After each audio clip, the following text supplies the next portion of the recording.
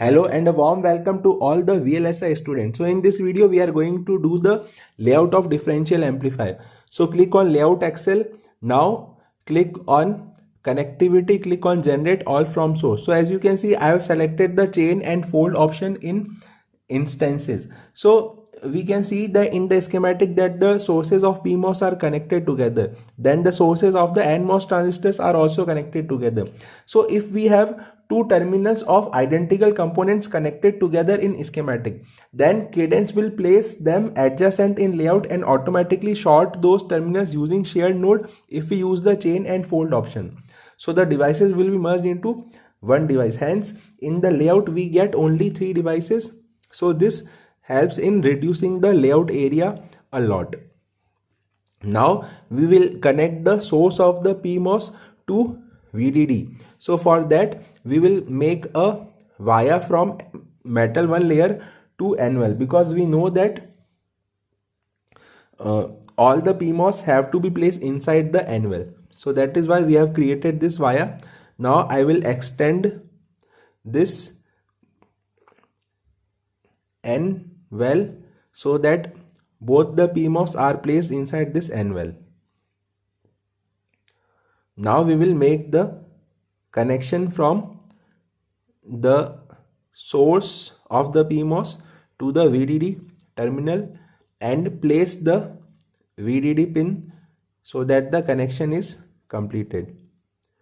So this connection is now completed and both the PMOS sources are connected to VDD pin.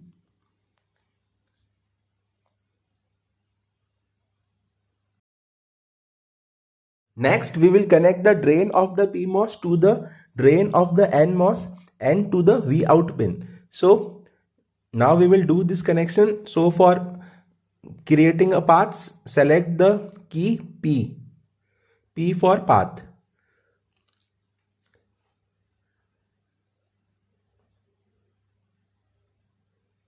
So we are doing this connection. So the drain of PMOS is connected to the drain of NMOS, and now we have placed the Vout pin here. So this connection is done. Next we can see that the gates of the two PMOS are connected together, are interconnected. So we are doing this connection, and the drain of the PMOS is also connected to the drain of the NMOS.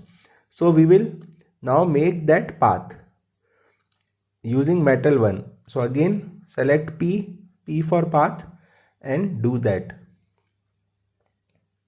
So this is the drain of the PMOS, so I am connecting it.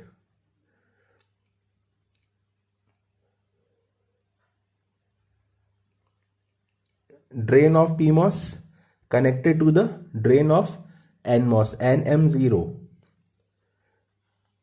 Next you can see that the PMOS drain and gate are shorted. So for that we can see that the metal 1 is passing over poly, but there is no connection. So we will place a metal 1 to poly wire for making that connection. So now this connection is complete and the drain of PMOS is connected to drain of NMOS. Next we will connect the two inputs V1 and V2.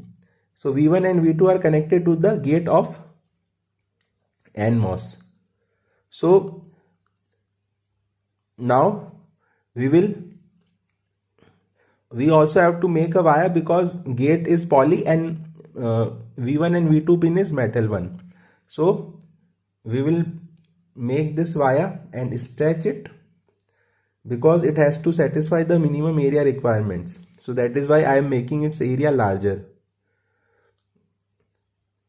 And we will place the V2 pin inside. Similarly for V1 we will do it. So this connection is also now done, and V1 and V2 inputs are now connected in the layout also. So in the next connection we can see that the source of the NMOS is connected to the drain of the bottom NMOS. So we will make that connection now. Again press key P for path and connect the source of the NMOS to the drain of the NMOS. So this connection is now done. Then we can see that for the bottom NMOS the gates are connected together. So similar to PMOS, we will connect the gates using poly. So the gates are interconnected.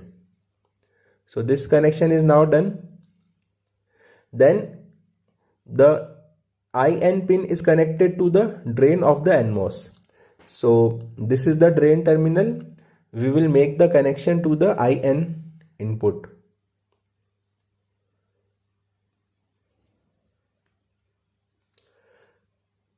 And the final connection is now we have to connect the bottom to NMOS to the ground. So for that we have to create a P-type substrate because NMOS are placed in P substrate. So for that I have made a via and make a connection from the source to the ground. So again flatten it so that we can extend it.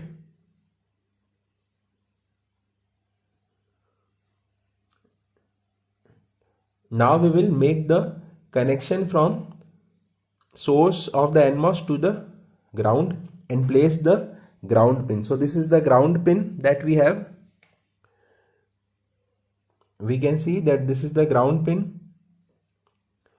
So we will create the contact for ground and connect it to the source of the NMOS.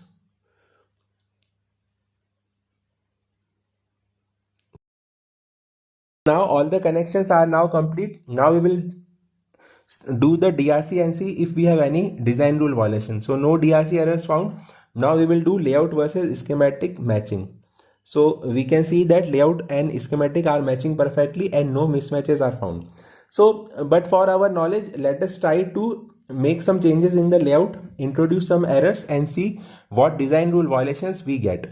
So I am making the changes in this NVEL and let us see what are the violations that we are getting. So again we will run DRC. So this we are doing only to increase our knowledge in layout. So we can see the error we are getting is that minimum annual enclosure should be this value, and so we have also seen the marker.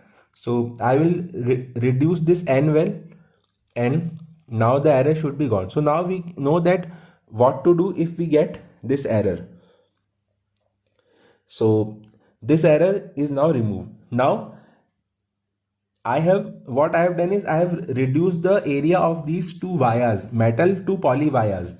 So let us see what error we get or if we get any error or not. So because the area errors are very common. So again we can see that metal 1 area must be greater than 0.02 micrometer. So and you can also see it is showing the cross. So let us measure the dimensions. So this is 0.12 and this is 0.14. So if you multiply, you will surely the area is below the requirement. So I will extend the metal one so that its area becomes more than the requirement. So for below poly also you can do this and remove the DRC errors. So I have done for the top poly, you can do for the below also. So in this way you can see and remove the errors. So please like and share the video and subscribe the channel for more such videos on Cadence and Vivado also. Thank you.